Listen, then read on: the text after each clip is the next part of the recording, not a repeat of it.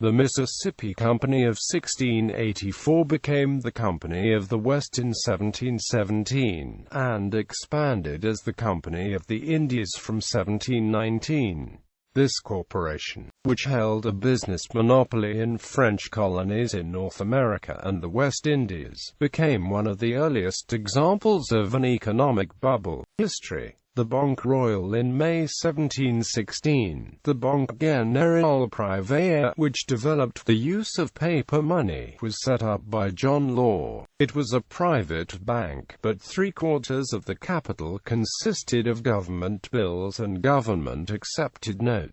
In August 1717, he bought the Mississippi Company to help the French colony in Louisiana. In the same year, Law conceived a joint stock trading company called the Compagnie d'Occident. Law was named the chief director of this new company, which was granted a trade monopoly of the West Indies and North America by the French government. The bank became the Banque Royale in 1718, meaning the notes were guaranteed by the King, Louis XV of France. The company absorbed the Compagnie des Indes Orientales, the Compagnie de Chine, and other rival trading companies and became the Compagnie Perpétuelle des Indes on the 23rd of May 1719, with a monopoly of commerce on all the seas. Simultaneously, the bank began issuing more notes than it could represent in coinage. This led to an economic inflation, which was eventually followed by a bank run when the value of the new paper currency was halved.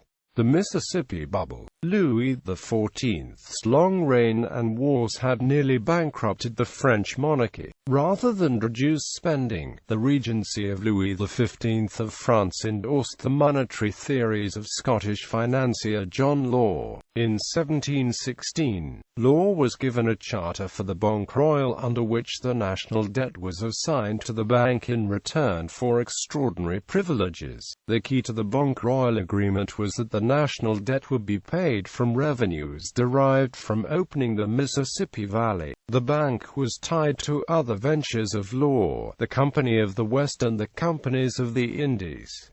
All were known as the Mississippi Company. The Mississippi Company had a monopoly on trade and mineral wealth.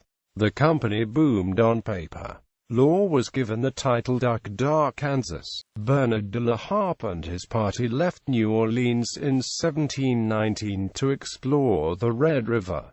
In 1721, he explored the Arkansas River. At the Yazoo settlements in Mississippi he was joined by Jean Benjamin, who became the scientist for the expedition. In 1718, there were only 700 Europeans in Louisiana. The Mississippi Company arranged ships to move 800 more, who landed in Louisiana in 1718, doubling the European population. John Law encouraged Germans, particularly Germans of the Alsatian region who had recently fallen under French rule, and the Swiss to emigrate. Prisoners were set free in Paris in September 1719 onwards, under the condition that they marry prostitutes and go with them to Louisiana. The newly married couples were chained together and taken to the port of embarkation. In May 1720, after complaints from the Mississippi Company and the concessionaires about this class of French immigrants, the French government prohibited such deportations.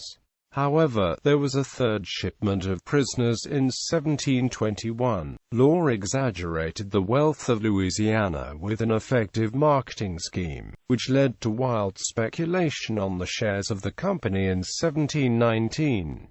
The scheme promised success for the Mississippi Company by combining investor fervor and the wealth of its Louisiana prospects into a sustainable, joint stock trading company. The popularity of company shares were such that they sparked a need for more paper banknotes, and when shares generated profits the investors were paid out in paper banknotes. notes. In 1720, the bank and company were merged and Law was appointed by Philippe II, Duke of Orleans, then regent for Louis XV, to be Controller General of Finances to attract capital. Law's pioneering note-issuing bank thrived until the French government was forced to admit that the number of paper notes being issued by the Banque Royale exceeded the value of the amount of metal coinage it held. The bubble burst at the end of 1720, when opponents of the financier attempted to convert the notes into specie en masse, forcing the bank to stop payment on its paper notes.